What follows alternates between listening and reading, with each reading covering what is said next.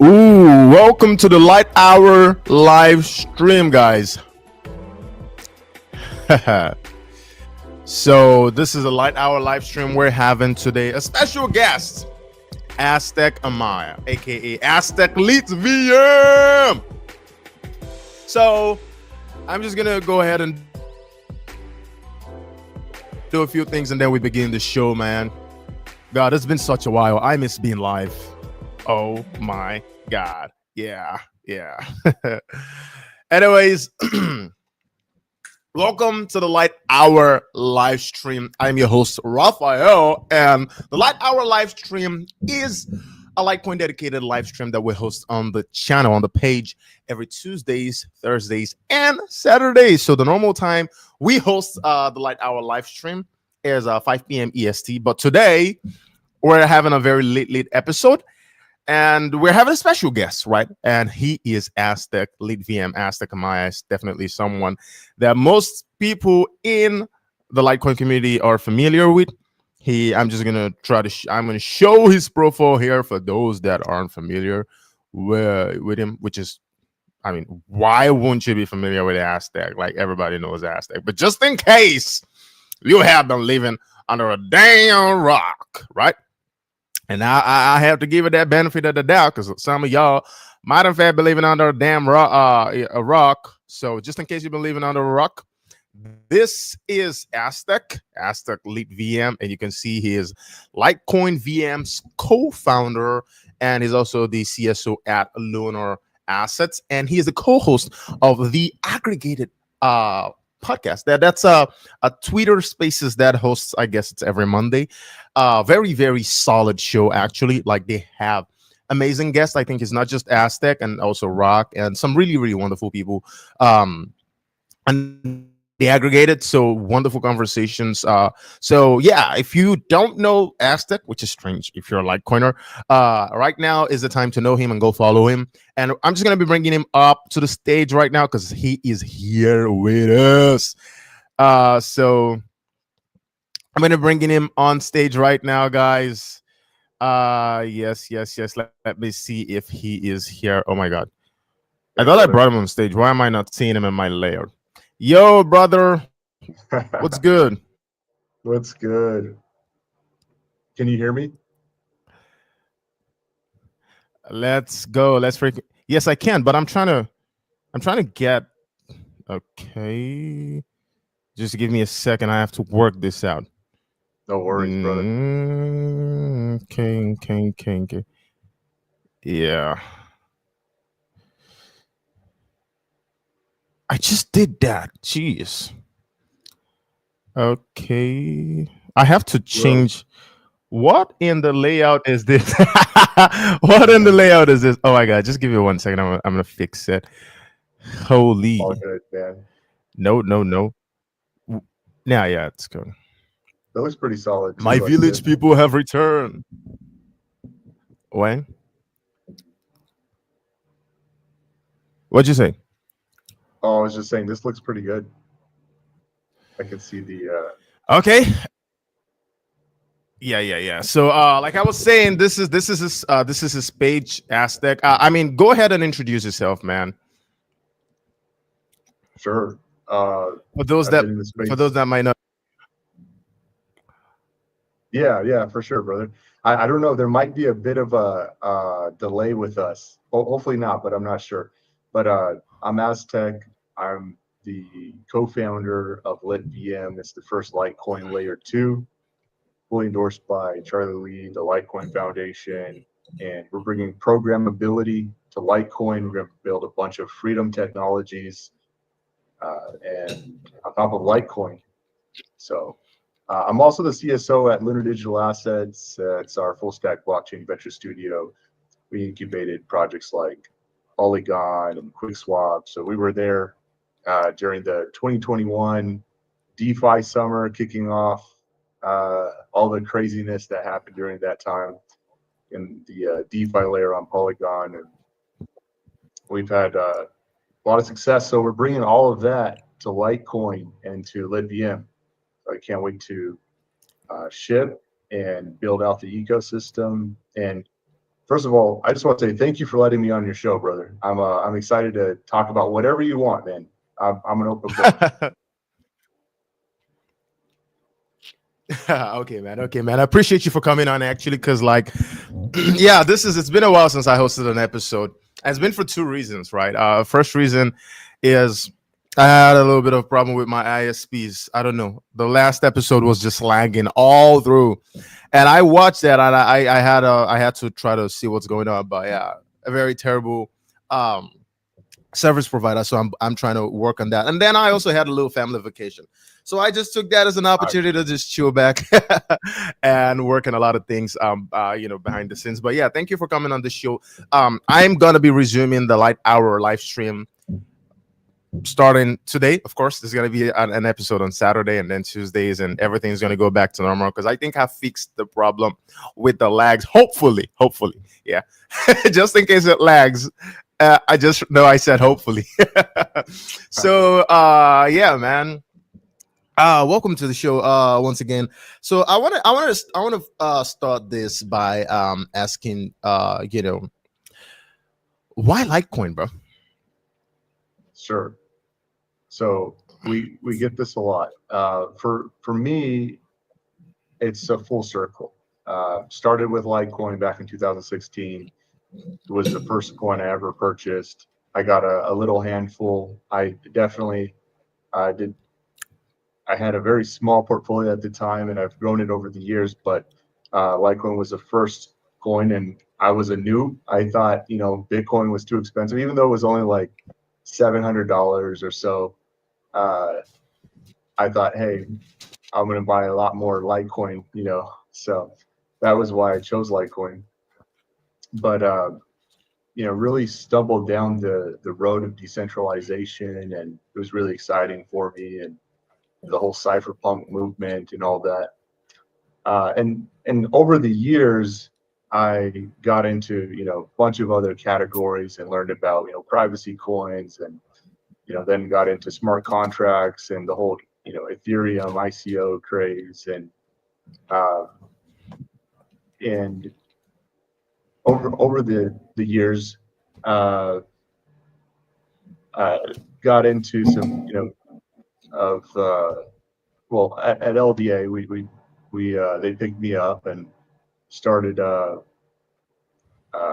as a writer at LDA, and then I worked my way all the way up to being the chief strategy officer.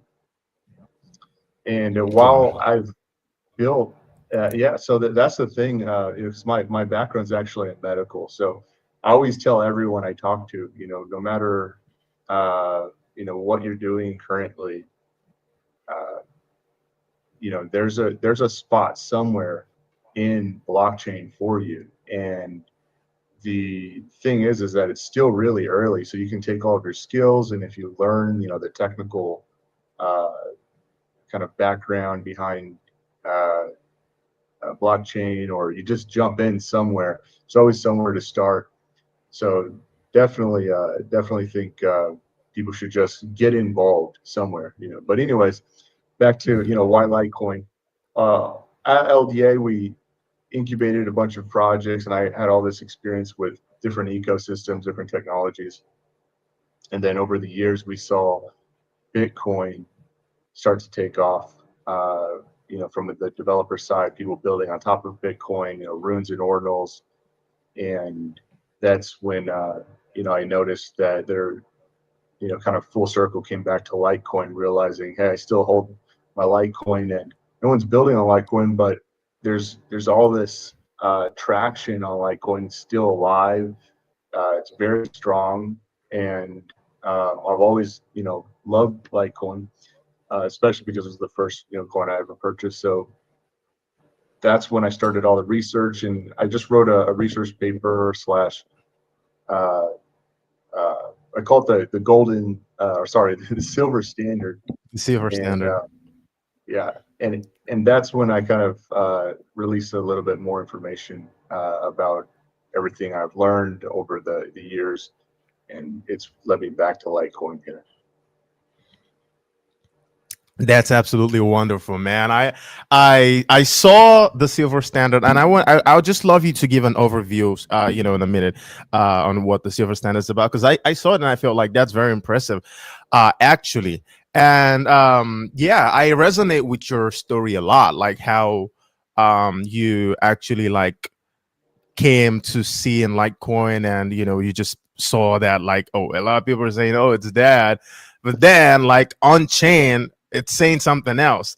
And yeah, it's something I resonate with, right? Because it's pretty much the same for me, right? I guess because when I first saw Litecoin, it was like back in 2021, right? And it was just good for business because I'd help people fund their Forex accounts, because Forex was going crazy here. And, those brokers, they wouldn't take Naira. So, of course, you funded with Bitcoin or Litecoin. So I was using Bitcoin. It was like, what, $5, $10 per transaction. It was just eating all the profits away. So I have to charge them that and try to get a profit. It was just terrible. And then I discovered Litecoin, and the fees were like, I think it was like a dollar on Binance, which I don't know, maybe Binance just inflated the fees unnecessarily, but that was still much cheaper and a lot faster.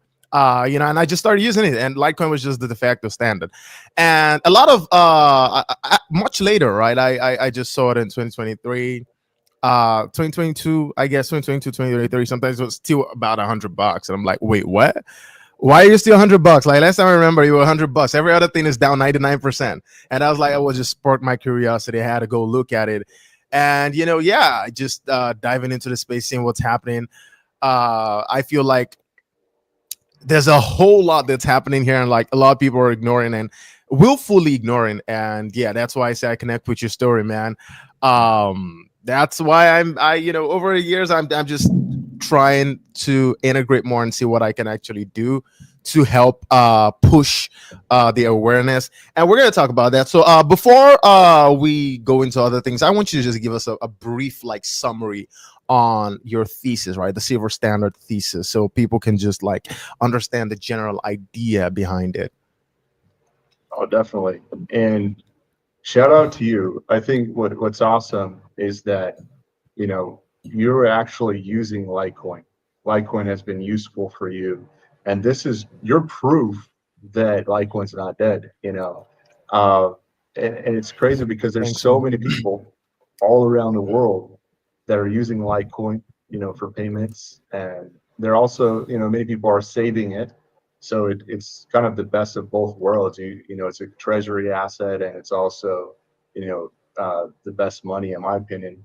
But yeah, I love that about you. I think so. With the silver standard, basically, it's a research and thesis for Litecoin. It definitely explains why Litecoin. I recommend everyone actually reading into it because it's an 18-page paper. So uh, I can kind of give a summary, right now, but it's definitely worth, going line by line and looking into it.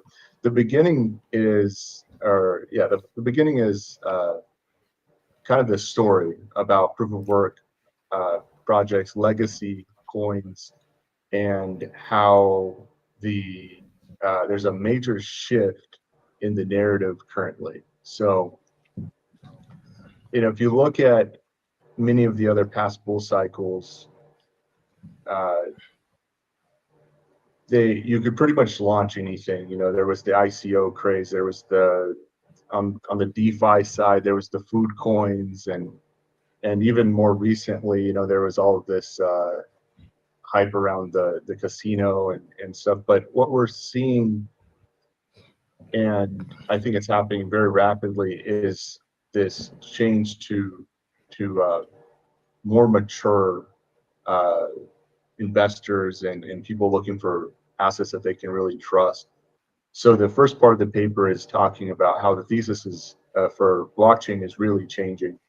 And if you look at all the new players that are coming in, the institutions, the digital asset treasuries, the funds, also, governments are now getting involved. They're looking for something that has a track record, something that is, making revenue or, more serious plays. And so Litecoin's perfect because it's been around for 14 years. perfect uptime. If you look at the network, all the stats are up and to the right over time since the beginning. If you look at usage, it continues to grow. Litecoin is used just as much as Bitcoin on payment applications, and Litecoin is used uh, just as much as some of the most strong stable coins out there. So this is exactly what all of these heavy hitters are looking for, something they can trust. And so Litecoin is part of the bag of the new kind of wave that's happening now. And the second part of the uh, paper is kind of honing in specifically on Litecoin and its benefits and the research that we found. And the last part is a cross between like why LitVM is going to be so important for Litecoin and our market research. So I don't know if you want me to dive into the market research, or maybe I can pause there. Oh, of course, we're going to talk about the market research in a bit. But then I just want us to quickly talk about something. Yeah, because you mentioned just now that there's definitely, it seems like there's like a major shift towards proof of work, right? A major narrative shift towards proof of work. So I just want us to like talk a little bit about that, because I also agree with that, right? I think like you said, I heard you said, I that was on the 84 million podcast, wonderful episode, by the way. Everyone should go check it out. Aztec's episode with 84 million. It's wonderful conversation, solid convo. You need to check it out. So yeah, and then you it mentioned we're exiting the casino phase of cryptocurrency, of this this industry, and I resonate with that, and I really want you to talk about it, right? Because I see from my own perspective, right, that a lot of people are tired, right? Particularly me, right? If I see anything and I just see this first of all, meme coins, Solana already ruined that, right? In my opinion, it's like it just saturated everything. It's just ruined the whole culture, rugs and all that. That's that. And like the whole promising brand new layer one whatever, with a long road map, whatever. Like most people are just tired of that, right? And I feel like now that we have more mature people coming into the space, just the way you mentioned, like a lot of them are definitely gonna be looking towards, okay, what's tangible inside of this space, right? What's tangible? And proof of work, in my opinion, like offers that tangibility, and particularly Litecoin, right, that has the track record, that has it pretty much has been growing adoption, every single thing, right? All of the metrics you mentioned, the hash rate, the users, every single thing has been going up, right? I feel like Litecoin is primed, like it's literally in a very prime position to like capture Yeah, all of that attention. And I just want to know what can you just talk about that a little bit? sure. So it's a really good question. I don't think it's necessarily like proof of work specifically that is like the only thing that all of these entities are looking at, because you see a lot Oh of yeah, growth on the ETH side as well. And that's proof of stake. oh yeah. Basically, what they're looking for is safe assets. So Bitcoin being, the king of the market, is obvious for a lot of these players that are coming in. But as they get more educated and dive further in, they're looking at, where can I get, more yield, or where can I get a higher beta play? And so it's a cross between uh, I want something safe, I want something that's going to outperform Bitcoin, uh, but also has a really strong history. It's future proofed. This is going to stick around for the next 5-10 years. I'm not just going to buy it and flip it kind of thing, like how VCs kind of look at things. These guys are like long-term investors, and they have a reputation that they have to uphold. So proof of work, uh, I don't think like every proof of work coin necessarily fits into their investment thesis. Litecoin definitely does, um, but I don't again I don't think it's necessarily just proof of work. It's all these assets that are considered blue chip, have a great history, future proof, and Mm. uh, and so yeah, that's basically what they're looking at. Oh yeah, appreciate that. So future proof, not proof of work. So thanks for that correction.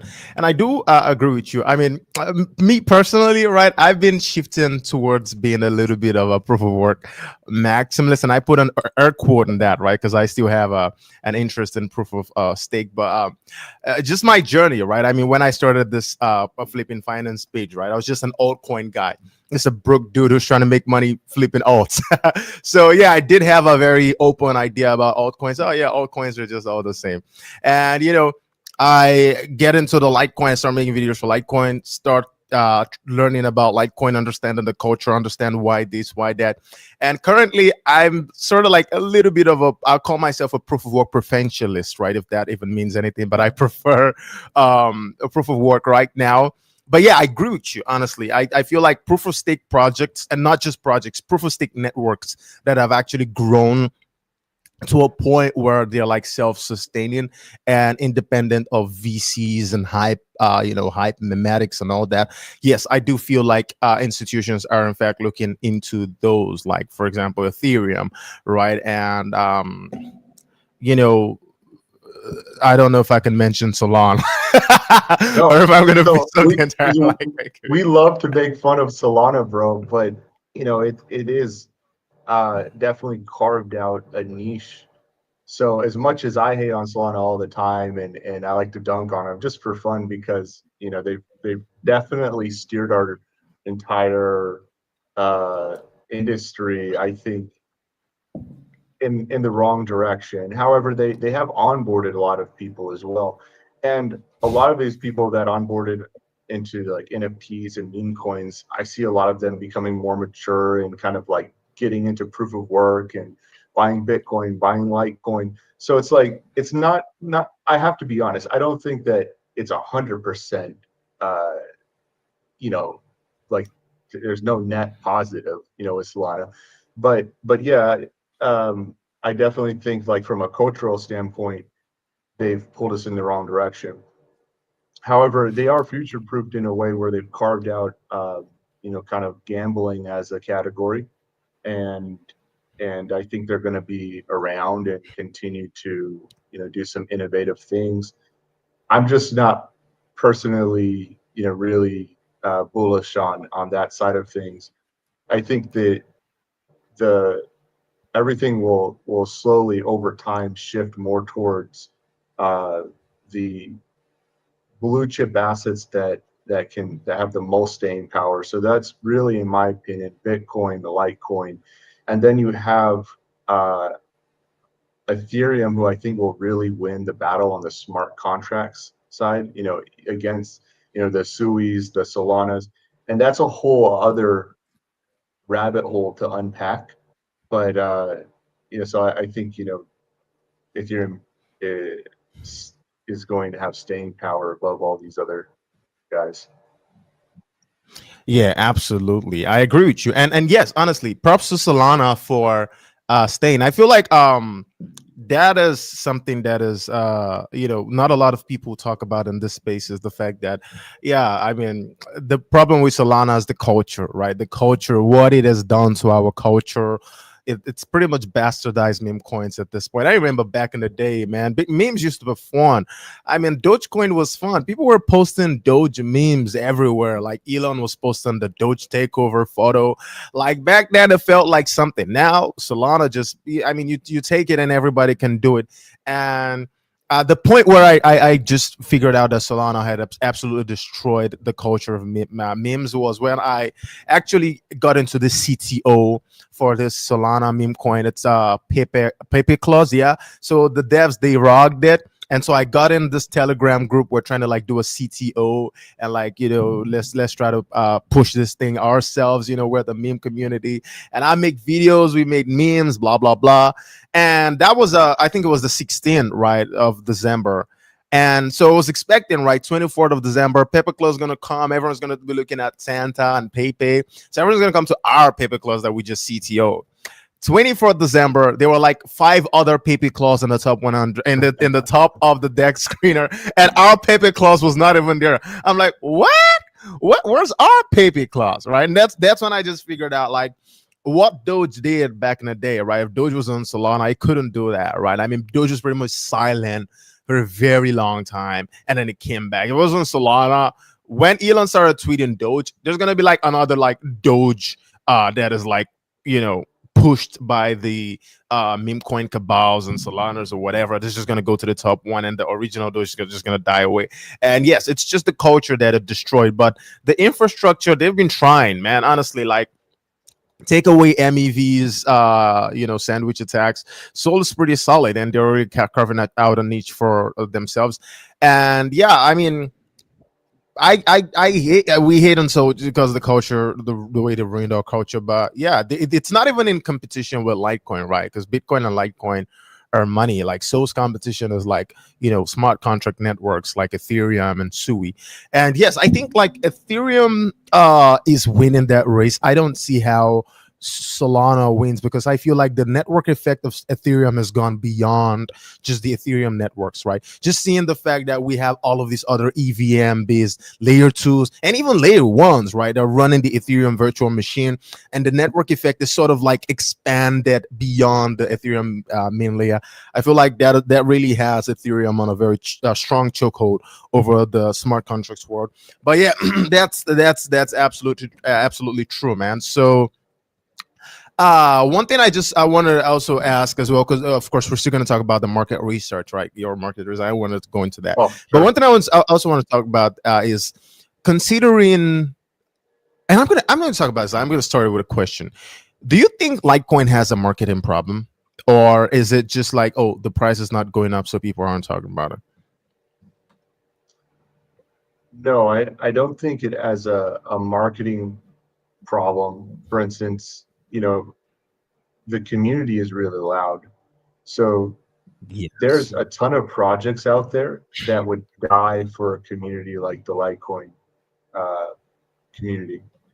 And so if you look at how these decentralized projects work, I think Litecoin it's a lot further along than, 99% of the projects out there because it's very decentralized, not only just in network, but in community.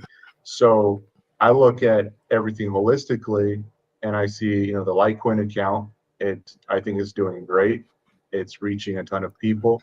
In my opinion, that's also accompanied by the Litecoin Foundation, who has, a little bit more of a serious tone and reaches all those individuals that need that. And then the community, there's so many different types of people in the community that focus on different angles of Litecoin and highlight Litecoin in a really great way, really great content, that I think Litecoin is actually way ahead of the pack because it's transcended in a way because it's uh, uh, it's so evolved and decentralized.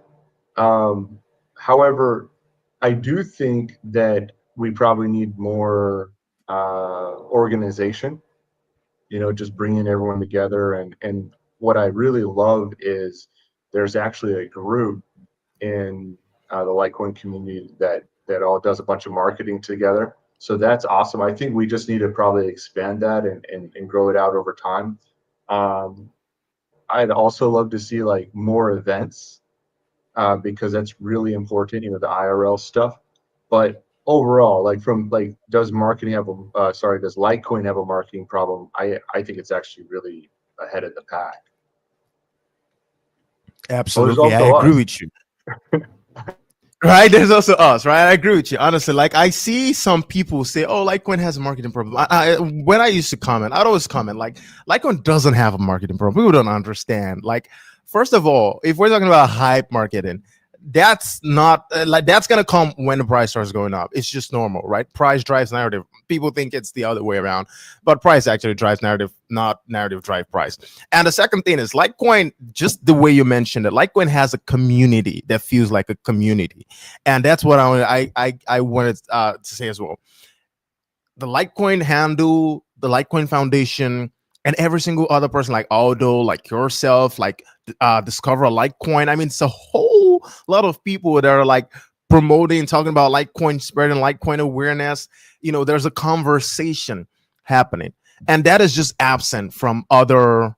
Oh my God. Did I? What just happened? Okay. Yo, guys, can you hear me? I don't know. Is this stream rugging? Oh my God. I hope this stream's not rugging. Oh my God. Yo. What's going on? I think I just lost. I think we just lost Aztec for a second. Okay. Aztec. We just lost Aztec for a second. I'm gonna wait for him to come back. Mosquitoes are everywhere here. Anyways, so yeah, I'm just gonna continue what I'm saying while we wait for Aztec to come. I think he lost connection. So yeah, I don't think Litecoin has a marketing problem. We've got a very solid community. We've got dedicated people. I mean, this is a community where it's like everyone's doing their things. Like a lot of people are independently pushing Litecoin, talking about the news. Whenever Litecoin news breaks, we have Litecoiners posting, reposting every single thing by ourselves. And I see that and I say, that's all the marketing we need, in my opinion, right? On a very basic level. So yes, I don't think Litecoin has a marketing problem at all, honestly, at all. If we get something more, right, we get more marketing or more ways to like create Litecoin exposure, that's great. But I don't feel like it just, if we become 1,000 times, if we become much louder than we are, I don't think it's going to change anything for the market. The market's going to move when the market's going to move. And no, I don't think Litecoin has a marketing problem. So yeah, I'm just waiting for Aztec to hop on back. I think he said he had he lost connection in his computer. Repost the stream, guys. We are talking about a lot of interesting things today.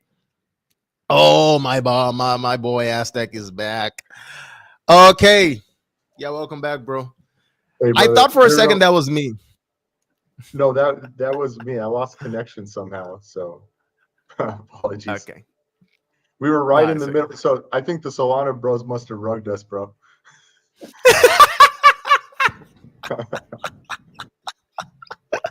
Yo, Solana bros, spare us. So yeah, you're right. I don't think we have a marketing problem at all. I feel like just like you said, we have a very strong organization. Individualistically, we're doing everything to like push Litecoin, and I feel like Litecoin, when it comes to exposure and contents that are being created and outreach that's happening on the community on X, it's already sufficient to support whatever price movement is coming. Like we have the community resources to like just push it whenever that shift comes in the price. So yes, I feel like Litecoin's perfectly put together. However, I feel like whatever we can do to like ramp up like extra market and try to create more stuff that can help push the visibility even more.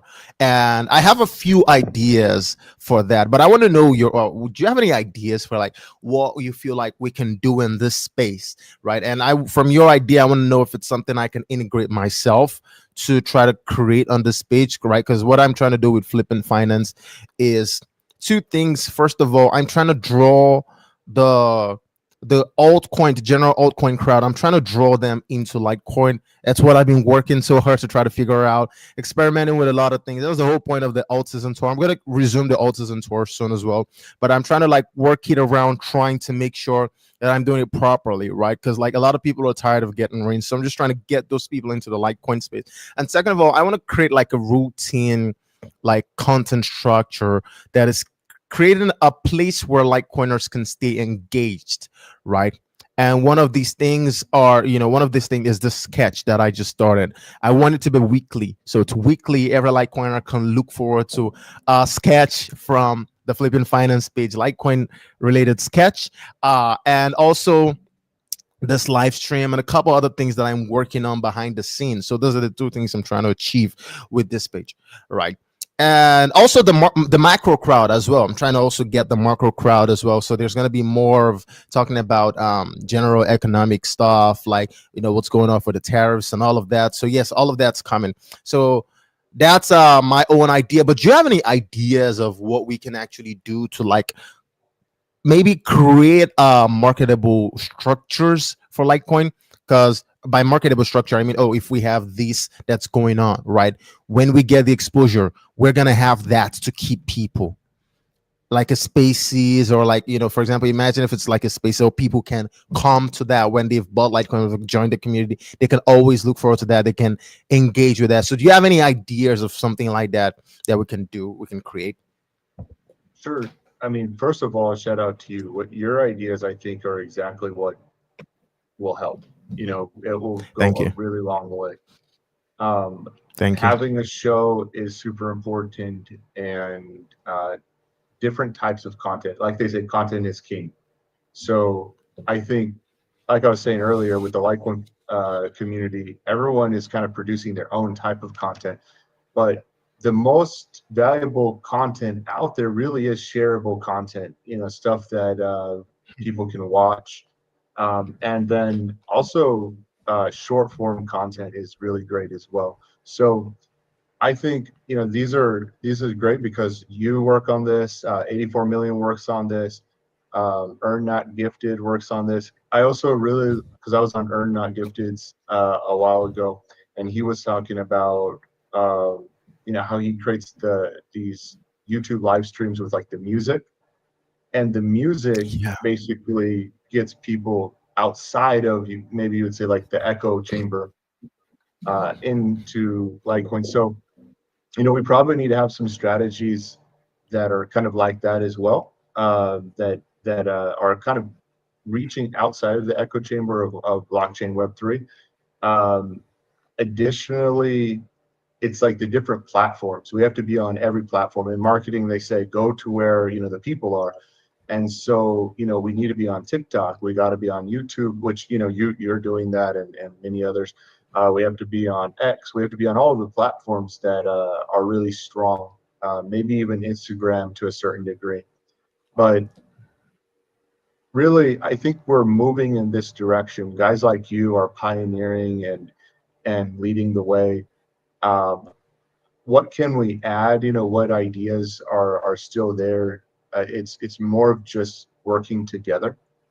All of us working together, pulling our resources, our network, and supporting each other. For instance, like I'd love to help incubate you in a way and provide more network. Try to get you out there more, like to on other shows. We got friends that we've worked with for a long time, so working with everyone and providing each other value is going to go a really long way. But that really comes down to us all getting together in a hub of sorts and mobilizing and organizing.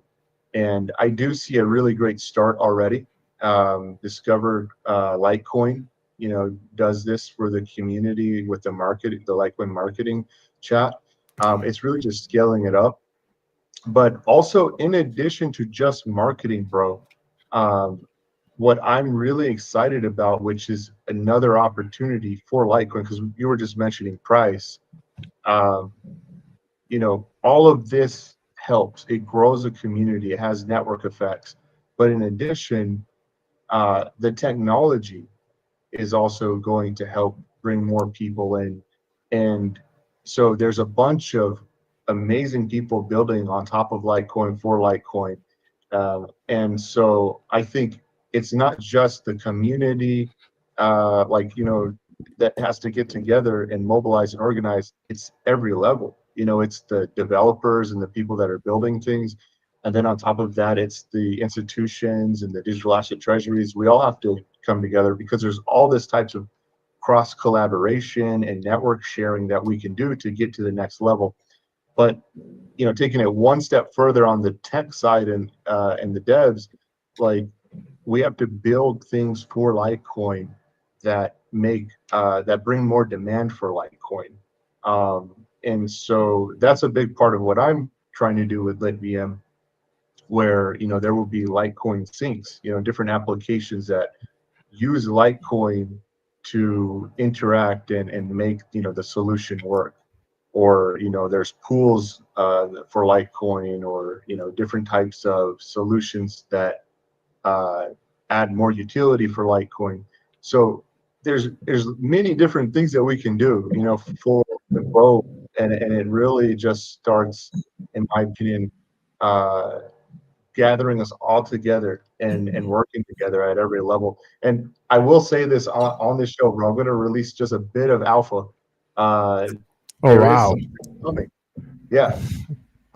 So there's something coming that will help with Hmm. this, and I would love to have everyone that's watching, everyone that I've just talked about in this hub. I'll just call it that for now. And a lot of these people that I've been talking about, I think will be leaders within this hub, and it will help us all organize and mobilize. And so this is coming. And I believe all of our ideas that we have, they're all going to come together very shortly. Hmm. I want to see. You want to share your screen? My screen? You want to share like the alpha? You want to share? You want to share your screen? Well, Like you want to well, show us something? I can't show you actually like what it is Oh, specifically, because oh, it would give it oh, away. oh. But I'm just speaking Oh, like so we have to anticipate. yeah, it's high level. It's basically something that will help us Oh, organize and mobilize. oh wow, wow. Now you got me excited. Now you got me excited. I have to look forward to that. That's incredible. That's incredible, man. So yeah, yeah. I do feel a shout out to Discover Litecoin. By the way, I feel like that he and Crypto.com, they are going the extra mile to like sort of like work things together. You know, organize things in the market in front on the market in front, and that's really nice, honestly. Like everything is like a hub the way you described it. So like it's like a hub of we that are trying to like push for Litecoin adoption. Yeah. So what you think about the skits, by the way? Because I have an idea for, and I'm gonna spill this here, right? So I want to do this Uh, I little love your skits, man. it's I love your skits. Like these, we yeah. need more of this. I love how brave you are getting out there and doing this. I just have to say, I absolutely love that you're doing this. Oh, appreciate that. Appreciate that. So like I was thinking because I want to do this mini. I want to make. I'm thinking my end goal for this kit is to create like a mini world where it's like a little drama show that is very focused on the interactions going on in the community, right? So if there's this event or something like that, it's like dramatize it, or if there's whatever. So it's just something like that to really visualize what's going on in the community sometimes. But yeah, that's an idea that I'm looking forward to materializing. I'm not sure exactly how that would manifest, but yeah, that's something y'all probably need to look forward to. So yeah. So yeah, that's that about marketing. Appreciate your ideas on that. So we have to just touch a little bit about Leap VM, then we're going to talk about your market research. So I just want you to give us a little overview of what people should expect from Lead VM. Not too technical, just give us like the overview, because I'm a huge supporter of Lead VM. By the way, I feel like this is my perspective. It's a little too brave, but that's just me. I like to just give my perspectives out. I feel like what Lead VM is doing is very like genius in the fact that like if you're building a layer two uh you know decentralized network on the foundation of a very solid monetary network like Litecoin that has sort of like grown on its own merit, that actually has much more potential to like scale in a way that is more sustainable. And like me personally, I'm going to use Lead VM. And that's a fact, right? And so I feel like that gives Lead VM a very strong ability to, you know, outlast some of even the L1s that are outside or are trying to compete with things like Ethereum or what. That's what I think, right?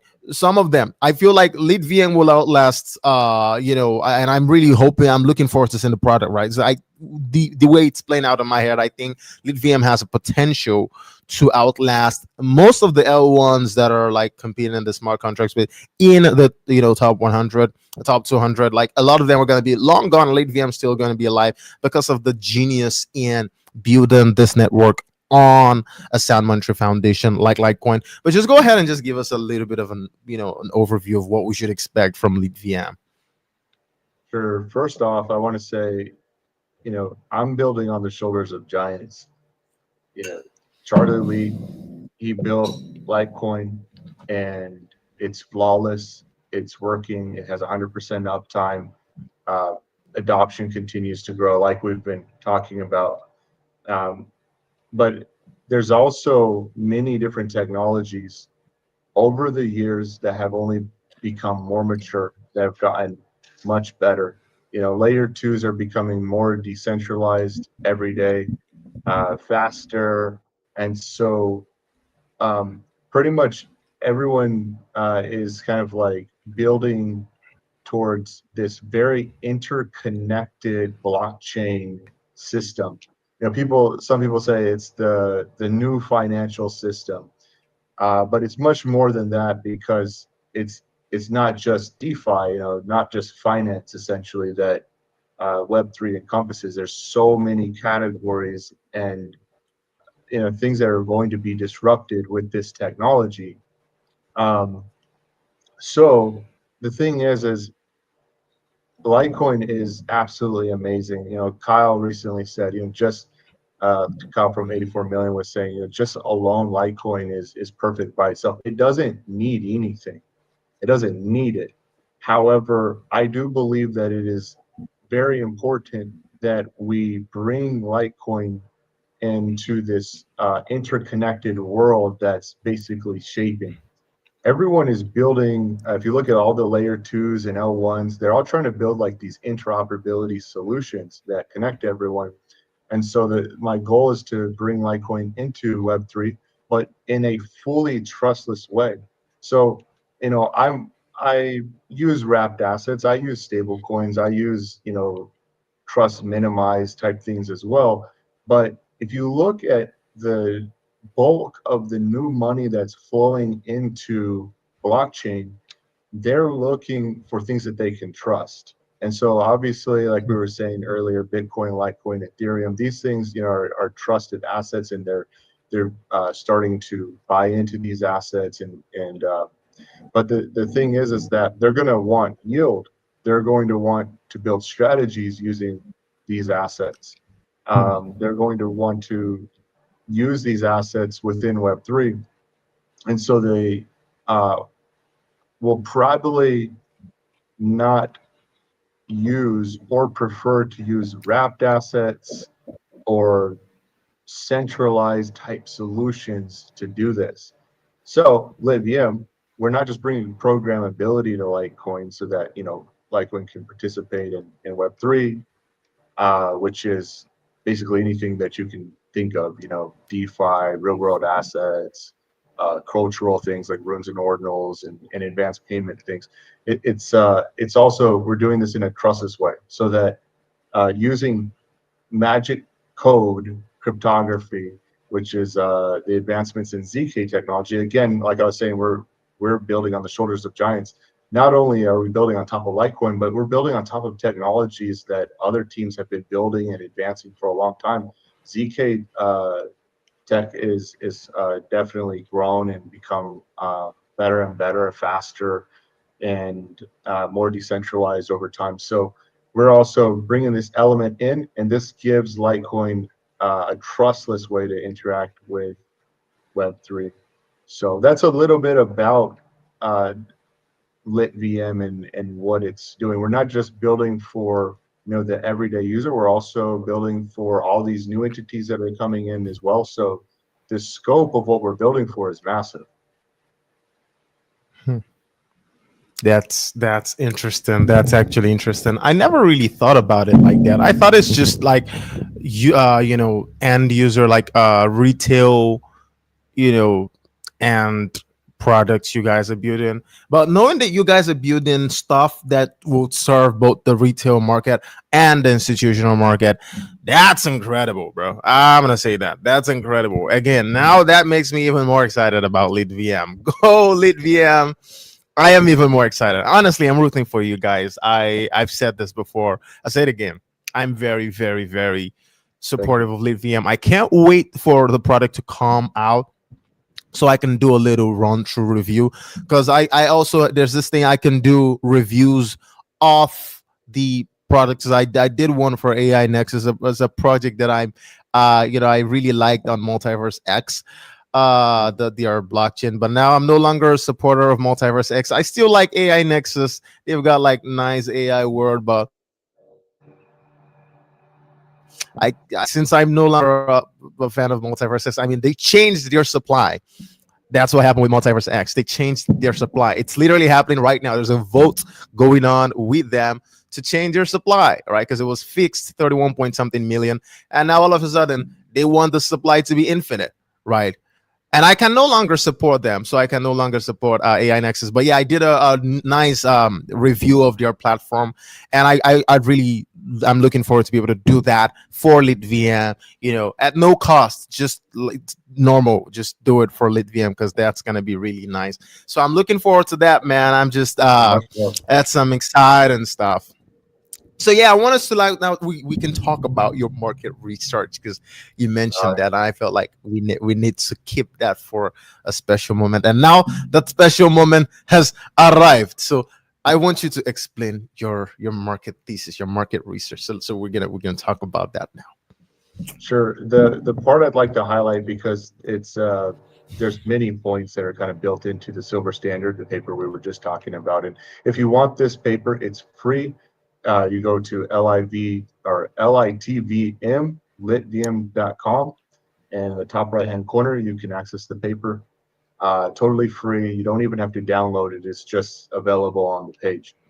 Um, but there's many points of the market research that are available in this. But what I think is really interesting is that when we started polling across all the different categories and camps in blockchain, um, and we noticed that no matter who you are, the majority of people, and this is, anyone from the degen to, a 100x DeFi user and some, serious DeFi solutions on whatever chain, whether that's L2s or L1s or different ecosystems, or even the hard money camp, and also institutions and digital asset treasuries. We talked to everyone so that we got a really wide uh, data uh, samples.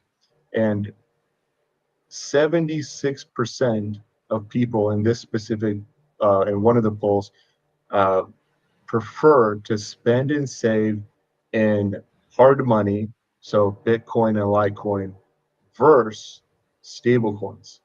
And another poll that we did, uh, we found that 71% of everyone that participated uh, prefers to use the native assets for spending and saving versus wrapped assets.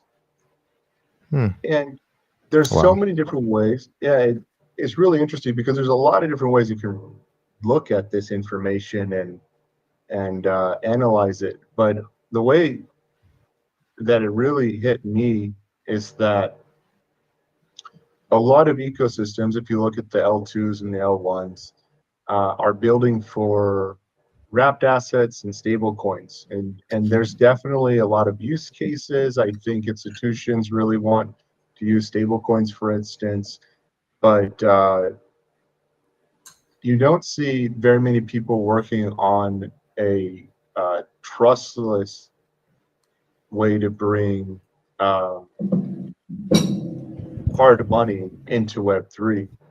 And so, if the majority of people not only prefer to spend and save in Bitcoin, Litecoin, for stable coins, but they additionally uh, would prefer, those assets versus wrapped assets, And I believe that a lot of the builders today are actually going to, well, they're basically building and towards like an uphill battle because as people get more educated within this space, they prefer uh, different assets and the native asset versus the wrapped in these stable coins. But these ecosystems are building for those types of assets. So I think they're building in the wrong direction, and I think we're going to be building in the right direction. So I'm actually really excited based off this research and many other things that we've looked into uh, for lithium because we basically have PMF outside of the box of product market fit outside the box. There's so many people and projects that are building in this space, but they haven't done enough research to really understand, you know, what do you do once you have a solution or a platform that's built? Like, what's the purpose of it? And you know, our research is so valuable because it's basically proving that we have uh, a very big problem that we're solving. That's actually nice, to be honest. I think I'm gonna have to reshare the research, honestly, like, because a lot more people need to pay attention to that. Actually, a lot more people need to see it, a lot more people need to read it so that they can understand. And that's something that I just learned now is like 70+% people prefer native assets to wrapped assets. That's actually quite impressive, right? And I feel like, what does that mean for like assets like, and this is just my curiosity, right? What does that means for assets like CBLTC and CB, ADA, CB Doge that they're Coinbase put on base? Like, does that mean that's not going to be such a serious and adoption driver for Litecoin, or Well, you're not? right. Oh yeah, my bad, bro. What were we saying? So, because like you mentioned, 70% people prefer native assets to wrapped assets, and that's like from research. So that's making me wonder, just pure curiosity. Like, what does that mean for CBLTC that Coinbase integrated in base? Does that mean that might not really be a huge adoption driver for us? Well, here it's there's kind of a couple different ways to look at it. Right now, there isn't a trustless way to bring Litecoin into Web3. So CBLTC is a really great way to participate in uh, Web3 DeFi, get yield on your Litecoin. Today, it's definitely you're using decentralized elements and and their custodial service to do that, but it's definitely probably better than some of like using some type of like centralized exchange. If you're def because a lot of Litecoiners are big on decentralization. So if they're looking for some type of trust minimized strategy, it's definitely a really great opportunity. Now, like, what does this research say about CBLTC specifically? I think that it shows that there's still a large percentage of, or a decent percentage of people that will use wrapped assets. They have no problem Yeah. with trusting someone. So I think it's still a really great option, and it will continue to be a really great option even when we're out, with LitVM and building trustless strategies. It's people are still going to use it. Um, However, I think what the research is pointing at is just that people would prefer to use the native asset to build these strategies, and that there will probably be more adoption once something like LitVM is out. Um, but it's still a really great solution. It serves its purpose, and right now, it's one of the best ways to use decentralized finance with Litecoin. Hmm. That's interesting, and yeah, that's absolutely correct. Thanks for just setting that. Yes, 30 something percent is still a significant percentage, right? Yeah. And I was really happy when Coinbase made the announcement: CBLTC, CB Doge, CB BTC, CB ETH, CB XRP, CB ADA. That's like a very premium class that Litecoin was included in, and Litecoin's always been included in this premium class. I don't know how people are not seeing it, right? Because there's this particular thing that I notice people say a lot. When you see like normies, not normies, right? Some of the KOLs in this space, right? The creators, the large creators, and talk about, oh, Litecoin's always in the large platforms. They just go, oh yeah, it's one of the dinos, so it's always one of the most integrated. And I'm like, wait, that's not the attitude you're supposed to use to say that, right? Like that is huge for you to just say it in a dismissive way, right? How about Right. we say it again with the right attitude? Litecoin is one of the coins that is being that is that large institutions and large platforms trust when trying to integrate crypto for the first time. That's not an after statement. That's proof of reliability. That's for Litecoin. And like it's like when I see that, it's like when I saw that the CBLTC, I'm like, yeah, just once again we see it. Litecoin always gets it, and yeah, I feel like that's definitely huge. Very very optimistic. You know, I'm definitely very optimistic about that and how all of that's gonna play out. So I just want to talk about Litecoin's current valuation as well, and I want to share a thought. I want to see what you think about this. Now, the way I see Litecoin's price and the fact that we have been consolidating for very long, I know most people have this perception that like, oh, Litecoin's dead, whatever, or price is flat. But how about this? The market has decided that at Litecoin's absolute worst perception level, its valuation is somewhere between $4 and $10 billion. I feel like that's the way people need to start looking at this, right? It's like, okay, yeah, Litecoin's price has been flat, but how about the fact that like the market decided that, oh, Litecoin's death means a $4 to $10 billion market valuation. Now I want to imagine what's going to happen when it's alive. What you think about that thought? Uh, well, I mean, I don't know. There's definitely I have ADHD, bro. So my brain goes a bunch of different ways with that question. Uh, so I believe Litecoin is, it's definitely not dead, and I think it's just growing and growing. However, I do believe as our industry grows, there's new categories that are coming on, and as people join these new categories that are very different from our camp, for instance. Let's make a direct analogy like you know degens that are coming in onboarding into meme coins. I think that they might look at Litecoin with a negative perception, and but like if you really look into Litecoin, it's only getting stronger. But Yeah. I guess the way I look at it is, regardless of all these new things that are being built all around blockchain, the industry, all these new technologies and new solutions, Litecoin isn't fully integrated into Web3 yet. And so, in a way, maybe that's where it's kind of seen as some people think it's kind of stagnant, because like people haven't built layer twos fully, it's not completed yet, or some of the other solutions that are available for tokens or other digital assets aren't available for Litecoin yet. So they think it's stagnant, but for Litecoin being what it is, hard money, it's only getting stronger and stronger. It's decentralized, and it's only getting stronger.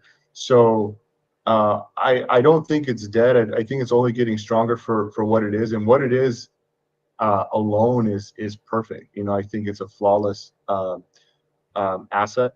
But here's the thing: once you add it into entrustlessly into Web3, all these other camps that don't really understand hard money, haven't really gotten to that kind of mature level of thinking of blockchain assets. Um, it'll click more because they're actually going to use it Yeah. in the types of solutions that they're using, and so they'll get it more. And then I think that more people will get access to it, and that we're going to see whole new growth wave for Litecoin because it's just going to be used more, not just as money, but it's going to be used in all kinds of different Web3 solutions. You're going to have new participants joining uh, the game as well. Like you have AI, the agentic world that I talk about, that's going to use Litecoin as well. So you're going to have everyone that uses it for money, payments, like like you did, and you have. You're going to have all the Web3 users. You're going to have the agentic world, and so that I think is really going to change the way that you hear some people talk about Litecoin, like, oh, it's dead. I just think that they don't fully understand that it's like being used for exactly what it's built for it, and that it's super useful and perfect in its own right. They're just comparing it to something that has smart contracts, and that doesn't exactly make sense. But it's that whole picture is going to change. Like I said, once you Yeah. fully integrated into Web3, now it's like, okay, it's a king in payments, and all these new players are coming in and stacking it, and you can use it in Web3. Now it's basically going to blow it, like everything out of the water, and people will probably understand it a lot more because they'll be using it. Yeah. Yeah. Actually, I feel like if this people that say Litecoin are dead, I feel if they have a perspective of, okay, look at the other projects that are actually like truly dead, right? What's their valuation? What does their chart look like? What are the valuation? If they look at these things, right, and they compare that to Litecoin, and they see that like Litecoin's dead valuation, because I feel like that's a way. If they actually looked at it like that and looked at, oh, this Litecoin, I'm saying it's dead. Well, it's been sort of in this 4 billion to $10 billion range for like 8 years. It's not going to stay dead forever, of course, right. What's it going to look like when it's alive? I feel like if they ask themselves that question, they're going to understand that like Litecoin's real position when it comes to life is definitely going to be much much higher up. And that's why I feel like Litecoin, I'm very solid. I feel personally Litecoin is going to the top 3, definitely going to be number 3 in my opinion. And over time, I feel it has the ability to overtake Ethereum just because it's 84 million and Ethereum doesn't have a fixed supply. So I feel like it obviously people are gonna park their wealth more in things that are fixed supply like Bitcoin and Litecoin. So I feel like it definitely goes there.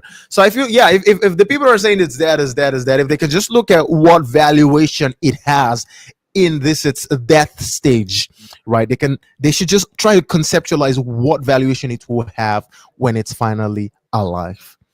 And I feel like Yeah, once they see it like that, like all of the distraction goes away. You understand, holy smokes, this that coin is so valuable right now. This is the floor. I want to know what the ceiling will be. And so it's a that's massive a perspective I opportunity. feel like, yes, it's massive. It's very massive. When I think about it like that, I'm like, holy smokes! Like, there's a whole lot. Like, I can imagine what it's gonna be like, right, when life gets brain. This is why I say I have enough time to wait this out. I don't care what the price is doing. I don't care. It can Well, stay the way it is for much longer. I'm here. well, I'm bro, gonna see it. I had to add this in, bro, because like I've been talking about it from a tech perspective, and I usually kind of get stuck in tech, but there's a whole other adoption side of things, which is the new money that's flowing in because you have all these institutions, you have these digital asset treasuries, you have large funds that are starting to stack Litecoin and positioning for it. And I believe even governments in the future will have Litecoin on the balance sheet. And so all of that money that really is about to be unlocked. It's not just Litecoin being unlocked from a tech perspective and being trustlessly integrated in Web3. It's also the inflows of capital from new participants because of um, regulatory clarity that's coming online, and people at that level of really understanding blockchain a lot better and the purpose and the strategies that they can build more. Um, so all that money is also going to be locked in. All those new adopters, I guess if you kind of look in a way, are going to flow in as well. So you're looking at Litecoin, like you say, it's kind of at a, the market sees it at this value today. Some people may say it's dead. I don't think it's dead by any means. I think it's only growing stronger and stronger over the last 14 years. Shout out to Yeah. Litecoin. They just had the 14th birthday, but uh, there's such a massive opportunity because it's not just all the tech that's going to unlock Litecoin and bring it to the next level. It's also all of the new participants that are joining that are going to take it to the next level as well. Whether you like those people or not, like institutions and stuff, they're coming online and they're going to be buying Litecoin, and so Litecoin is going to be in ETFs, indexes, and all kinds of investment vehicles. So yeah, I kind of forgot about that, and it's actually a really big point as well. If you think Litecoin's at a floor right now, the opportunity is massive because of all these other Yeah. ways it's going to be unlocked. Yeah. Like imagine Litecoin's floor is most of these hype coins top. I think about that and I just go, wow. Like Litecoin's death zone is what some of these coins are absolutely crapping their pants for. If that is not an absolutely massive coin, I don't know what else is. Like I feel Yeah, like a lot of us in this space we're humble because like the market humbles us, but Litecoin's huge, bro. Litecoin's huge. Like Litecoin is not a small coin. Like Litecoin's very huge, and when the market's gonna realize that, we're gonna be like, it's gonna be too late for most people. And I just want to add something like on what you mentioned because you talked about like the integrating Litecoin trustlessly into Web3. Yes, I can see that. Imagine this situation, right? When the degen bros, you go gamble with Solanas and whatever, and then you can take that and go park it on your Litecoin on whatever platform, because Litecoin's definitely got, it's more stable, right? It's where you store is, you can store your value in it. I feel like, yeah, I can see a future where that's actually the case. So yes, that's actually like very very solid, right? Imagine that like flow of you go degen, take it, park in Litecoin. You don't need to go to any centralized exchange, blah blah blah. That's something that's very cool. So man, that's actually, oh my, I'm just you got my wheels turning on something, bro. So you're saying all these new participants, with like that just onboarded through kind of like degenerate type solutions and stuff, through gambling or whatever. Well, what we're also trying to do not only is like integrate Litecoin trustlessly, but we're going to build out a whole new ecosystem. And the goal here is like there's some ecosystems that fully focus on extraction, because there's a lot of extraction in gambling. Or some of these ecosystems are building specifically for stable coins. But a goal of mine is to build new use cases to disrupt business models that are already working but need blockchain to go to the next level or can benefit from blockchain, and bring those on chain. And then what the goal would be is to bring all these people that have been participating and gambling because they're already onboarded. They already believe in blockchain to a certain level and they see how useful it can be. But bring them to some freedom technologies, different things, new opportunities where uh, they can participate in more serious ways of building business, essentially, and commerce on chain. And I think as a whole, as a community, what we can really do here, because if you look at the charts, the Solana wave is dying. The participation in the yeah. in the gambling machine is starting to subside.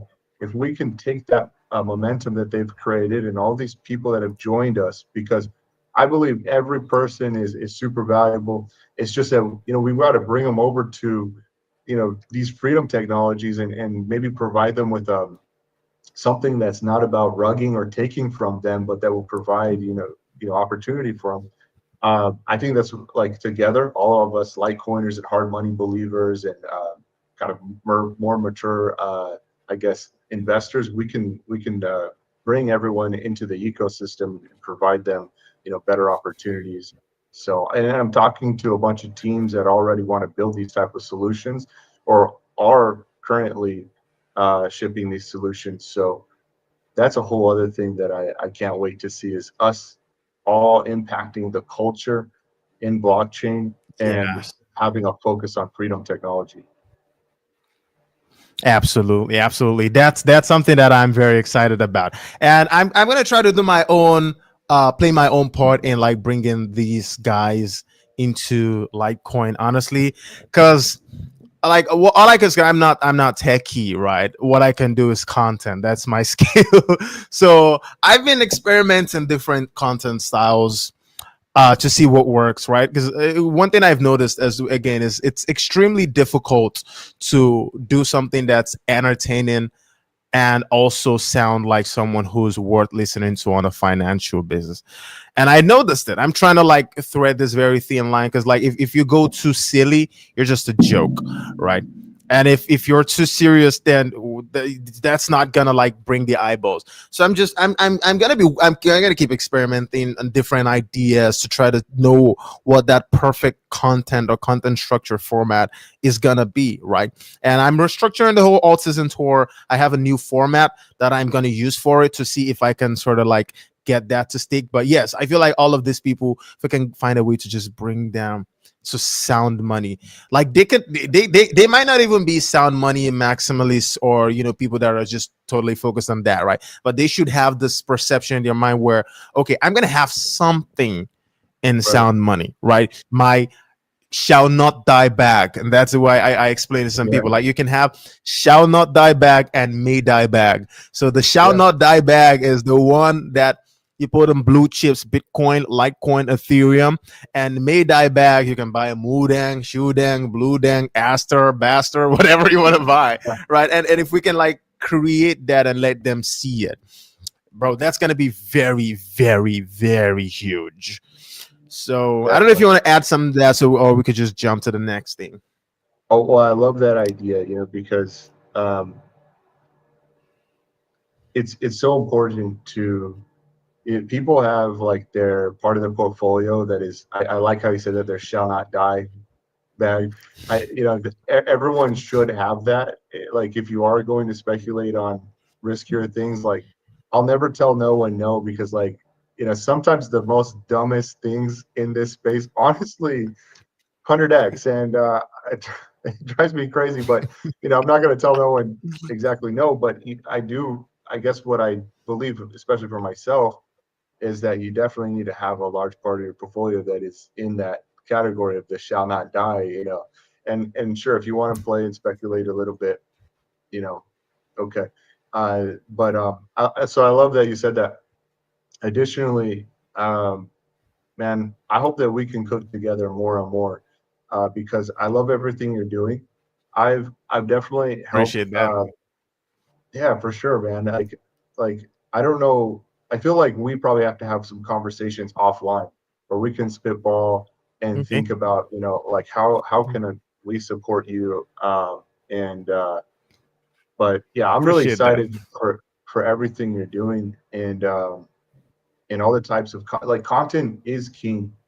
Like you said, you're not techie, but you can only do content. I mean, dude, content is king. It really gets out there. It helps people realize how important this space is and the opportunity that they have. And so, um, yeah, much love to you, man. I just want to say that. Yeah, I appreciate that. Appreciate that so much, man. That means a lot. I feel very honestly. I'm just gonna say this. Um, I really like coin community because it's like a family. Honestly, I genuinely feel a home making this thing. I always want to be better, and like before, you can check my older posts. You see, I was an altcoin guy. I was not a Litecoin guy. I just knew Litecoin was valuable. I had some Litecoin back. I definitely felt it was bullish. But over the last like 6 7 months, I've last 5 6 7 months, yeah, 5 6 months. I think since I started the free master challenge, I've just been getting into the community and it's just been feeling more and more like home. And I'm just makes me feel good, makes me feel happy that I can do something to to help and to try to like engage the community. And honestly, it's only gonna get better from here, bro, because you guys are wonderful. You guys support me. You give me words of encouragement. It feels like a family. When I do something that is not right, I get the heat, and I get to like work on it. And that's it. It's only gonna get better, right? This is the worst flipping finance is ever gonna be. And you can just imagine the sky's the limit. Man, And this is yeah, the i'm worst. i'm i'm, You're awesome, man. So if this is the worst, man, then I'm super bullish on you. If you were a meme coin, I would put a lot in. yeah, this is the absolute worst. Like the main things I'm working behind the scenes is structure, because everything has to be structured. I want everything to be going predictably. The live streams, the skits, the sketches, I want them to be coming predictably. I want there to be a time and day where people can look at it. Also other things that I'm working on. So yes, it's there's a lot that's coming. And man, appreciate you for always supporting me and giving me these kind words. So I wanted to talk a little bit about a few things. I don't know how much longer you want this conversation to go on for, so I could just work with that so we can have in our mind when the conversation is going to end. So how much longer do you think you still have? I could go a little bit longer. Yeah, my Okay, my brain okay. is actually waking up. Like I was a little bit out of it at the beginning of our conversation.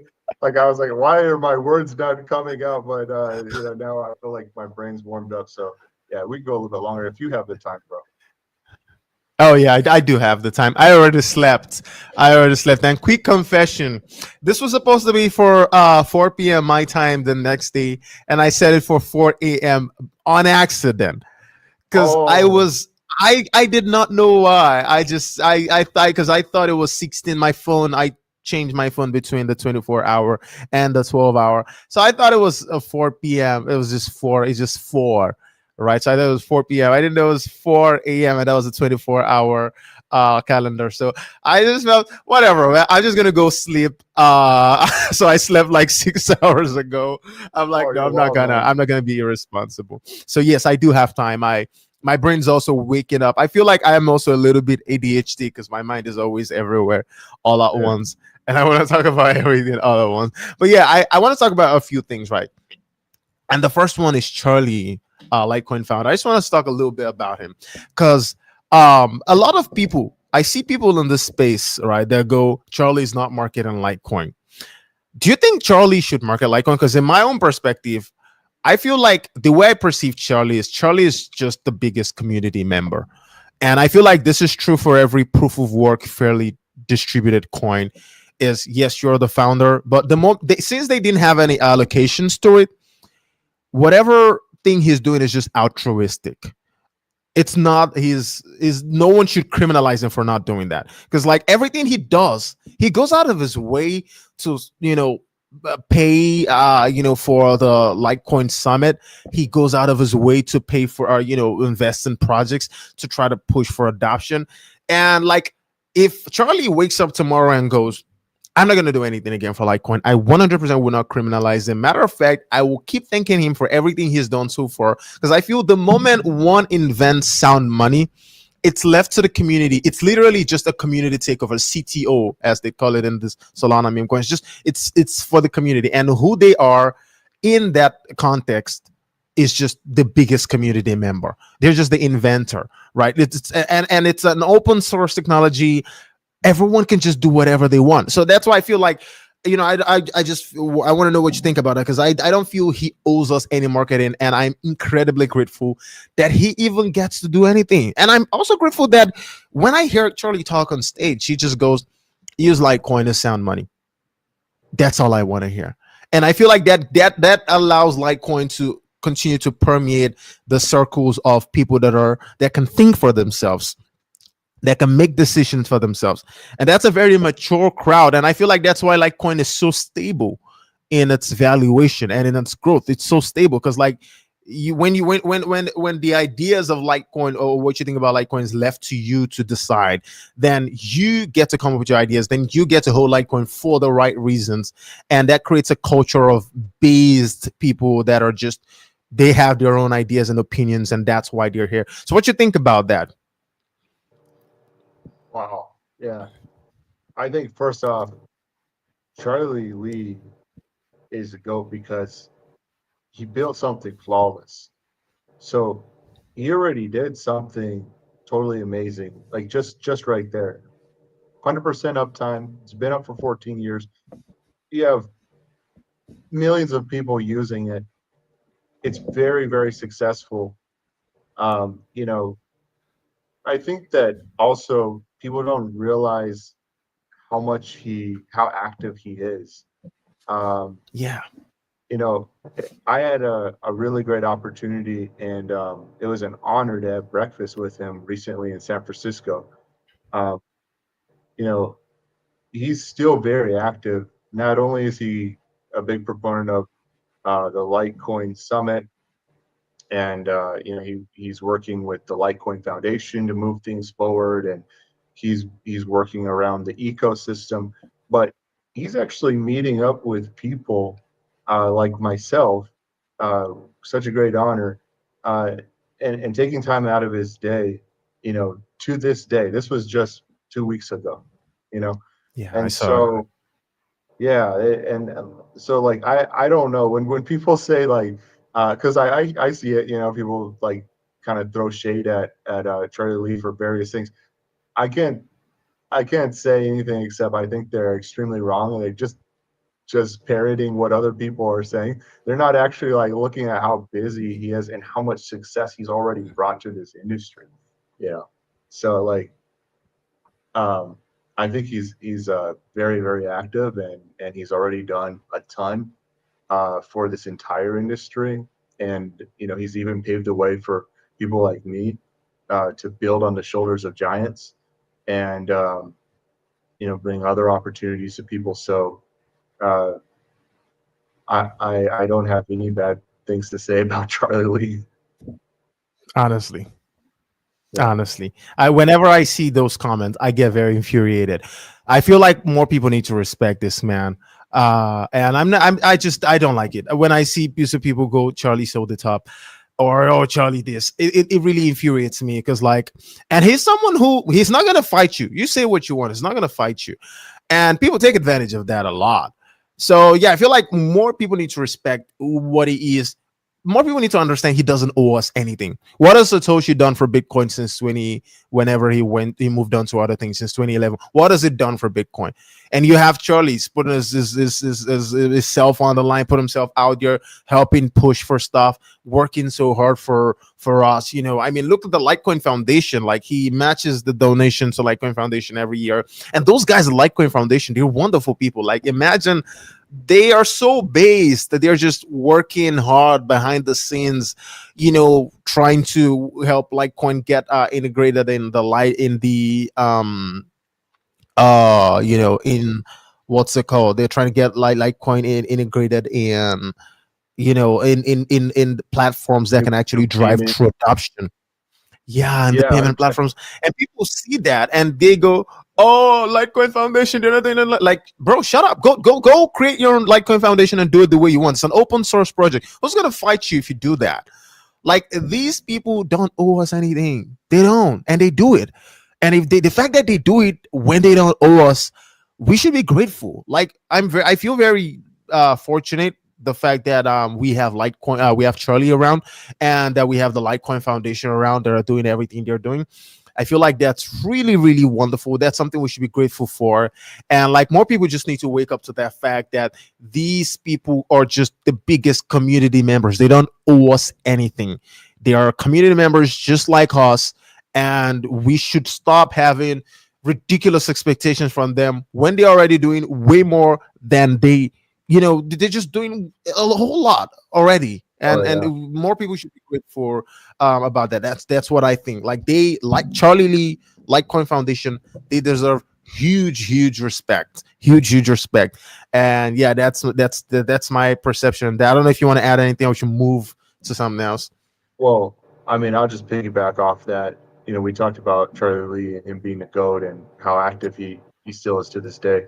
But I think people also have to realize how impactful the Litecoin Foundation is. Shout out to David Schwartz and Alan Austin and Bits, and Robbie, Coleman. Like these are people that I've interfaced with, here and there, and I see how much they do, how much they're working behind the scenes. They don't actually get enough credit because they're Yeah. working every day to push things forward, and creating some really great deals and partnerships and new adoption, and so great content. So yeah, I shout out to them. I 100% agree with what you're saying. I think that people that are critiquing Charlie Lee, the Litecoin Foundation, probably don't know how much they really do. Yeah, absolutely. They shout out to both. Shout out to those entities. Charlie Lee. Shout out to Litecoin Foundation. Man, honestly, you're correct. Like people don't know. People don't understand. And I feel like I may make some sketches around that, but I don't know. It's like making sketches. I don't want to water down what you're doing. Is like, there's a lot of caricature going on in making sketches. But I think if I can find a way around doing something like that to like highlight their importance, like I think I'm definitely gonna try to do something like that. So yes, I also want to talk a little bit about Bitcoin, Ethereum. Yo, bro, what's your outlook on Bitcoin? Like, do you think the 4 year cycle is that? Because I think personally that a 4 year cycle might be that, and it's just because a lot of things, right? The halving doesn't matter much for Bitcoin anymore, so the supply shock is no longer that significant, right? It's not that significant as of a factor for Bitcoin to drive cycles. I also feel like we're getting into a point where 95% dilution, that's 95%, 90 something, 96%, I think, supply dilution for Bitcoin. Says about 96% is already in circulation, and we're just moving into like a macro, maybe a much better macro condition, environment, right, for 2026. At least that's what everyone's hoping. We're probably going to see a bit of a, maybe an end to QT or beginning of QE, something like that.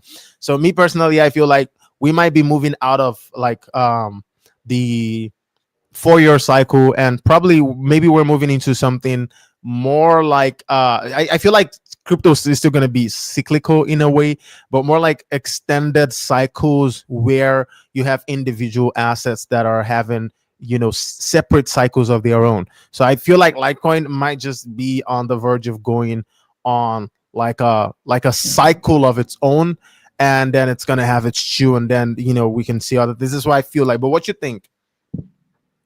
Sure. So, Bitcoin specifically in the cycles, I still think we have into 2026. This has been a bit of a super cycle for Bitcoin, and I think there's going to be a blow off top and all of that in 2026. That's where I'm at. I agree with the cycles starting to evolve. However, I think that basically Bitcoin is following what's called like the business cycle, and it just kind of reacts to the liquidity as it's being Hmm. uh, pulled out of the system and then injected into the system. And so, Oh, looking at where we're at right now, I think we're getting closer to quantitative easing and more rate cuts and all of this. However, I think this is going to continue into 2026, and this is different because we seen a dilution of the entire market, with Solana coming online and the meme coins and all of that. And it's kind of changed how altcoins have reacted. So the altcoin market, which people generally look at certain indicators to know how the Bitcoin cycle, like, is this the top, are we super frothy, all these things. Uh, they look to these things that have definitely changed because of the new technologies that have come out on different platforms and how easy it is to create tokens. So there's a lot of data, but the thing I'm looking at is, where's the liquidity at? How's that moving? And if you look at the charts, it looks like Bitcoin still has, a year or so to go. Yeah. And that's one train of thought. Another is that, we're really close, like the end of the year, and it's over. But I think we're going to extend into 2026, and I believe that Bitcoin's going to a little over $200,000 a token in this bull cycle. And then also, I think people will really be excited to hear this, but I do not think that the bear markets are going to be as bad as they've been. We've had a lot of Yeah. really deep pullbacks every bull market, but like I was saying, things are definitely different between other cycles and this time. Now you have institutions coming in, and more regulation that's available to allow more capital to flow in. And so I think that the bear market, even if it comes in 2026 or even at the end of this year, which I don't think is going to happen, um, I think we're just in a consolidation phase right now that will to lead to the next leg. But even if it does come in 2026, I don't think it'll be as big. And then you're going to have a shorter uh, period of time and a lower consolidation and drop in Bitcoin, and then you're actually going to see the next bull market really shortly after that. So that's my thoughts on Bitcoin specifically. But with the market this cycle and altcoins, specifically Litecoin and the other next 100x's, I believe that those, and this is actually in my report that we were talking about earlier, but I believe that legacy coins are going to be the biggest participants in the next growth wave, and that's because they're trusted assets, like I was saying, and there's a lot Yeah. of innovation specifically around something like Litecoin and Bitcoin and Ethereum, which are these blue chip legacy assets that are going to be heavily adopted by the new money that's coming in. And so if you're, we already talked about Bitcoin, but Ethereum and Litecoin are also going to be part of this. Even if you're just looking at indexes or ETFs, like for instance, like the indexes, if you have an index with Bitcoin and it also has Ethereum and Litecoin, they're also going to benefit. And so all this new money that's coming in are going to flow into these legacy assets. And what that means for all the other assets out there is that they have to ship and actually be utilized for them to participate in the next growth wave.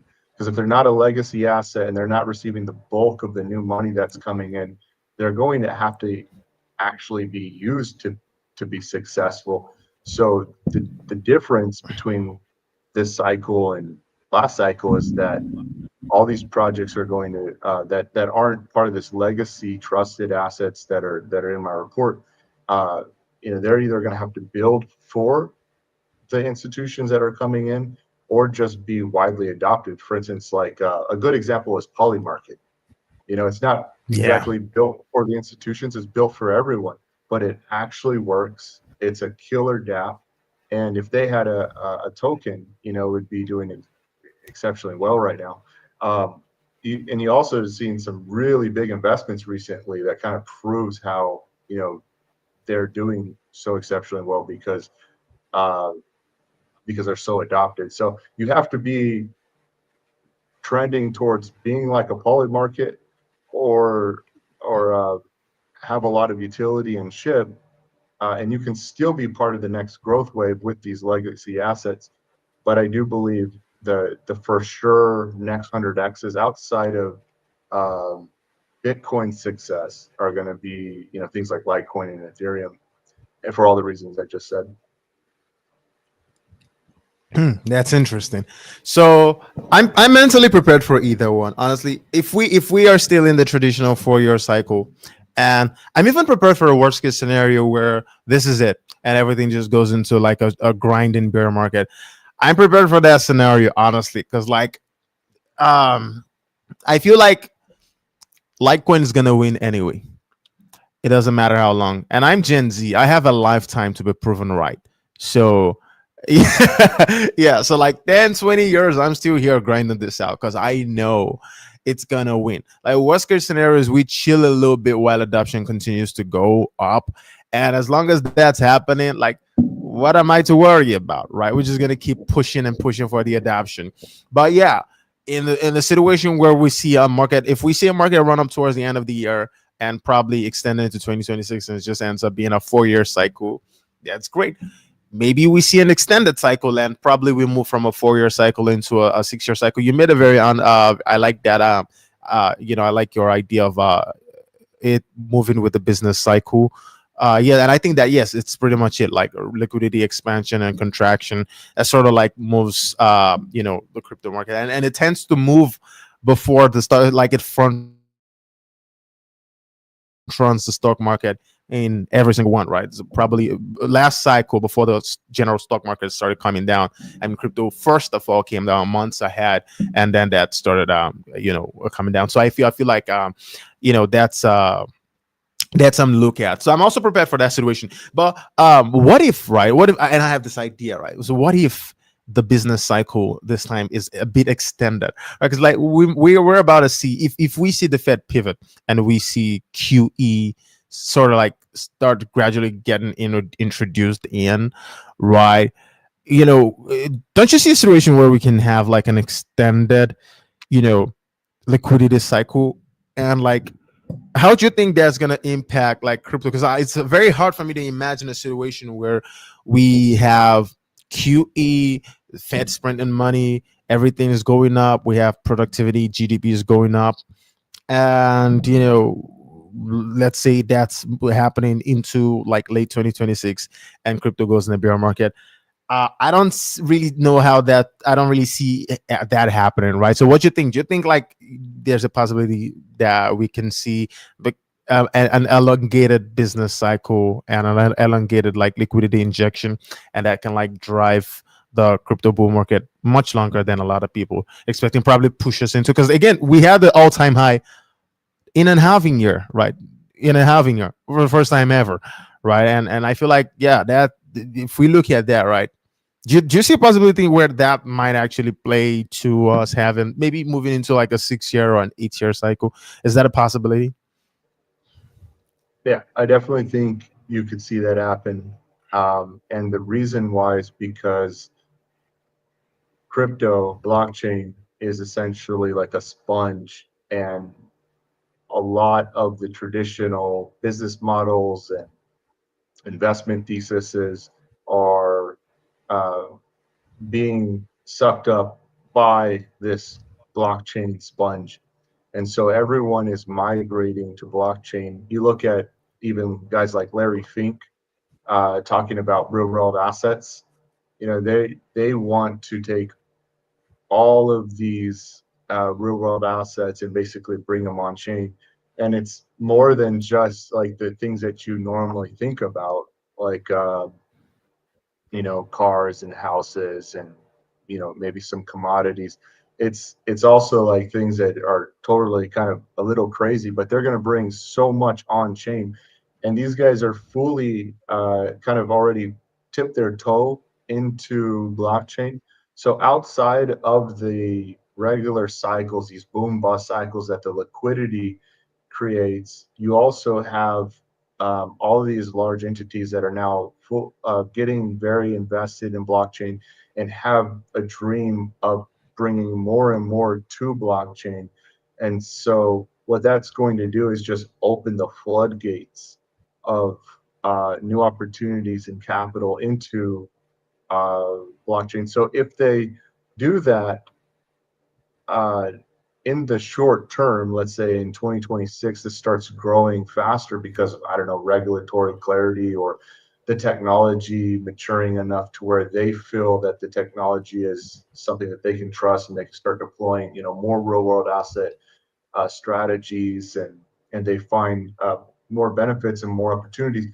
Then yes, you could have a much longer extended cycle than what we've seen previously, because it was mainly just based on the business cycle. Just the liquidity of that the central banks are pumping in and out of all the markets globally. But as an industry, you have that plus a whole shift happening at the same time, and if that comes a lot sooner than the beginning of, or sorry, the end of this cycle, how it would traditionally end, then that could actually extend us much longer. Hmm. Yeah, it's interesting.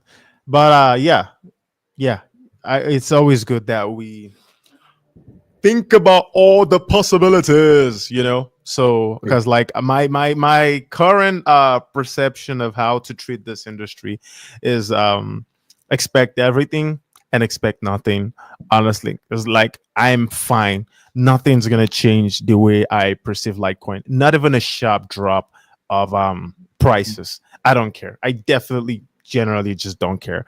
And that's so yeah, it's good for us to just think about all possibilities. Hopefully we get like a very strong market movement. I feel like that's going to be very critical to help us like grow what we're building, and it's going to be also very good for late VM.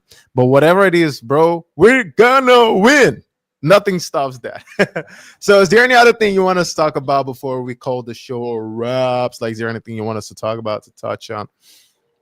Bro, actually, I'd love to end on just saying thank you for letting me join the show. I'm bullish on you, everything that you're bringing to this space. And, it's really exciting that you're here building alongside us. And, I'm proud to be building with you, bro. And, thanks for your time. I didn't know that you had misscheduled the time. So shout out to you, because you're a trooper being able to do that, and change your schedule around. So yeah, much love, man. That's all I really want to say. Thank you for letting me chop it up with you. And it's been an awesome week. I had the opportunity to be on the 84 Million show, and now hang out with you during the light hour. And uh, yeah, I just really thankful.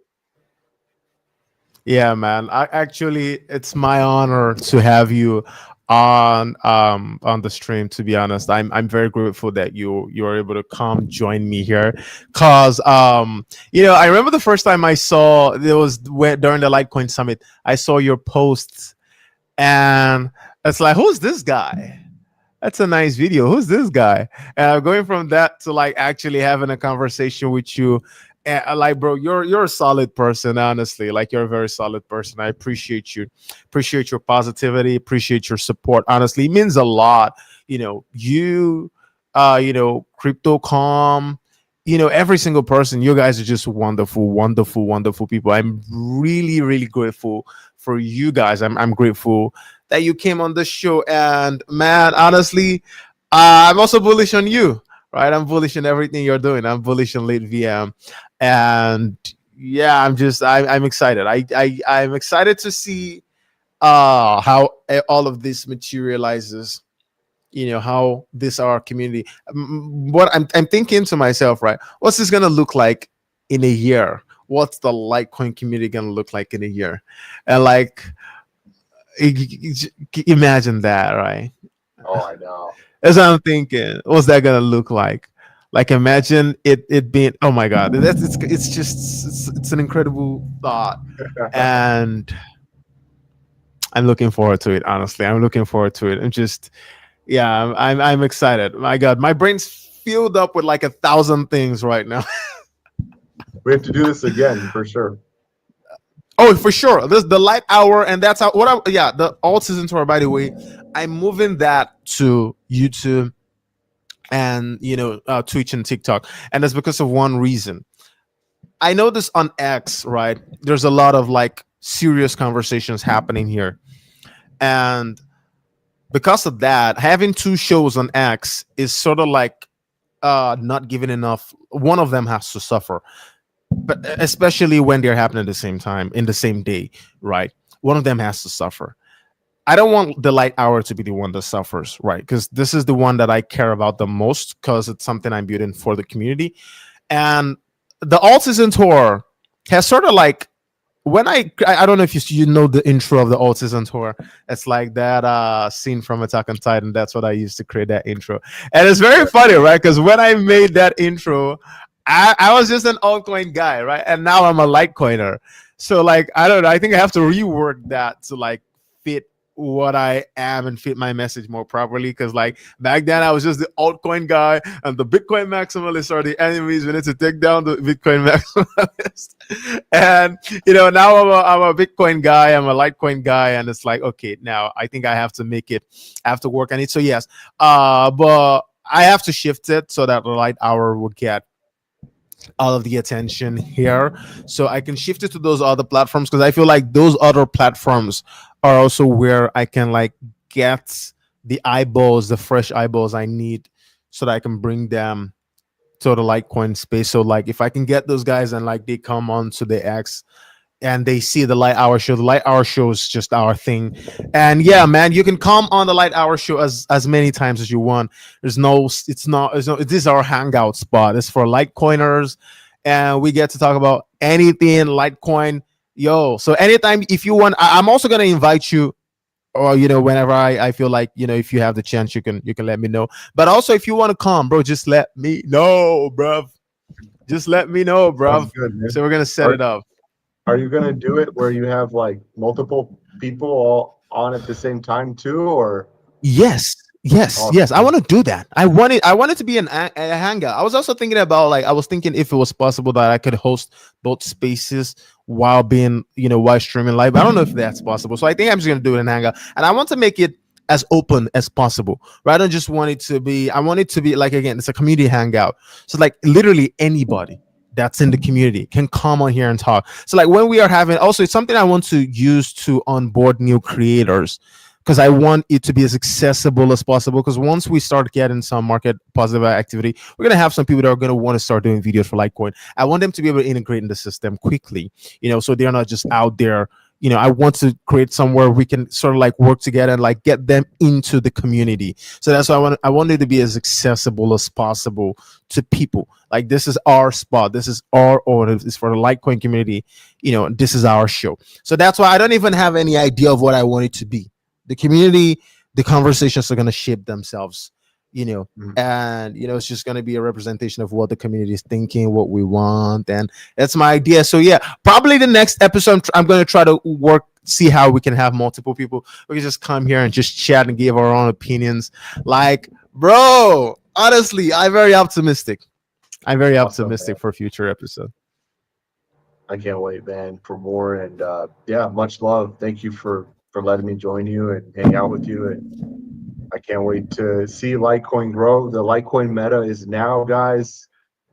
If you want a Yeah. community and you want the next opportunity and you want to be part of the freedom movement, this is the place to be. This is the place to be. The Litecoin matter is here to stay. Appreciate you for joining me here. Oh my god, like this conversation can go on for like 5 hours, but we don't have all day. And I want to catch like 3 hours sleep because I have a video shoot today. The Litecoin professor. So I'm working. I don't know if you saw the Litecoin professor, the series on the Litecoin handle. Yeah, yeah. I Did you can't see pronounce the that? name, but yes, I That's the did. I thought it joke. was awesome. Yeah. That's the Don't tell me joke. to So try to yeah, pronounce it. yeah. So I'm gonna I have another episode of that to film. I also have another Nice. skit that I wrote down, bro. Like this other skit, you're gonna love this one. It's very funny, but you're just gonna have to wait for it. It's gonna come out on Saturday. So that's what I Nice. have planned. And yeah, we're still gonna do another like our live stream. I don't know who's gonna be on that, but yeah, it's Tuesdays, Thursday, Saturday. So yeah, we're gonna do that. Oh my god, I've rambled too much. Bro, this has been such a wonderful, wonderful conversation. I feel great. I feel like I can have a very good Friday after this conversation. Yeah. And yeah, man, honestly, looking forward to having another conversation whenever. Sounds good, bro. I'm down. All right, bro. bro. All Yeah. right, take Have a good care. one, man. Peace. And shout out to everyone that supported us Yo, look on the at show. this. Look at Yeah. how I'm sweating, bro. Holy, I just paid. I never looked at that. What the? Oh, jeez. I'm ashamed of myself. Like I just showed the whole internet, my friend. It's like it's so warm in this room, and I'm putting on hoodie. It's like I couldn't judge that it was this warm when I first put on the hoodie, Hey, and it it wasn't looks long cool after though. I woke up. It looks cool with the freaking map on my.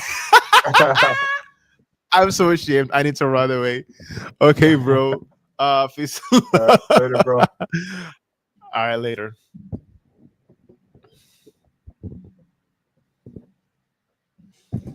Oh, bro, wonderful guy. That was Aztec. I'm so happy that he was able to join us today. He's a really wonderful guy. Really wonderful guy. Positive energy is my type of guy, bro. Positive energy is just a chill dude who just spreading positivity, love, kindness. Gosh, I think I have to show his page again, guys. So if you don't know him, you have to go follow him, right? Honestly, he's a wonderful person. He's pushing for Litecoin adoption, and this is his page, Aztec VMCR.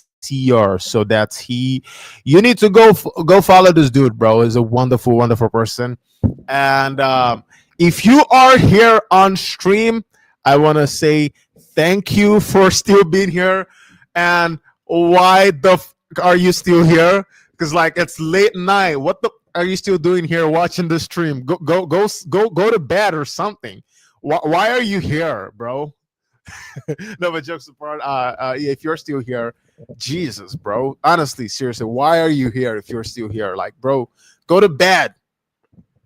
I'm gonna be ending the stream in about like in a minute and 30 seconds. I just want to goof around for a little bit before I end the stream.